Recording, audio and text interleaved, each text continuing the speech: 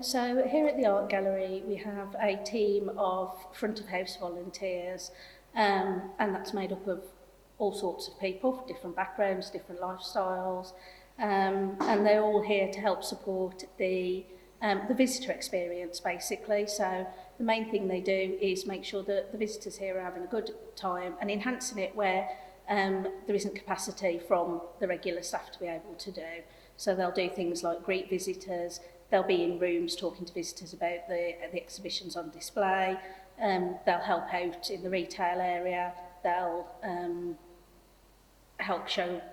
they help with induction for new volunteers as well. So I always think that the best person to show a new volunteer around is a long-term volunteer, because that's always better. We're a very welcoming place to start with, and I think that helps a lot.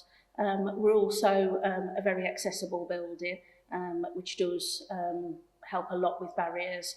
I know for a lot of our volunteers, and especially ones with access needs, part of the concern is that first step of knowing where you're going to volunteer is actually going to be practical for you to volunteer in. So I do things like I'll have an introduction meeting with a volunteer, I'll show them around if they want me to, so they know that they've got access to toilets that are suitable, they can get in the building, they can get around the building. And I always like to meet a volunteer first and find out what they want to get out of volunteering, so that I know what to support them with. I think recruitment can be, if the recruitment process is slightly too long or complicated. Obviously, we have to have certain things in place for admin. So there's application forms and there's an interview process.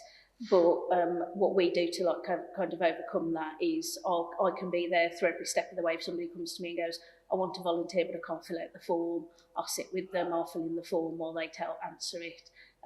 So that is kind of thing. And sometimes it's just confidence as well. If you've if you haven't got any work experience or you haven't got any experience in a workplace environment, that initial confidence to go and have a go is also a bit of a barrier sometimes. They know their needs better than anybody else. So if you have a good rapport with them, a good relationship with your volunteers, they'll have the confidence to tell you what they need, and they'll have the confidence to come to you if something's not working properly for them. And just make sure that you've got that time to listen to them. And if they do come to you and go with a problem, make sure that you do action it and you do listen and you do take their needs seriously.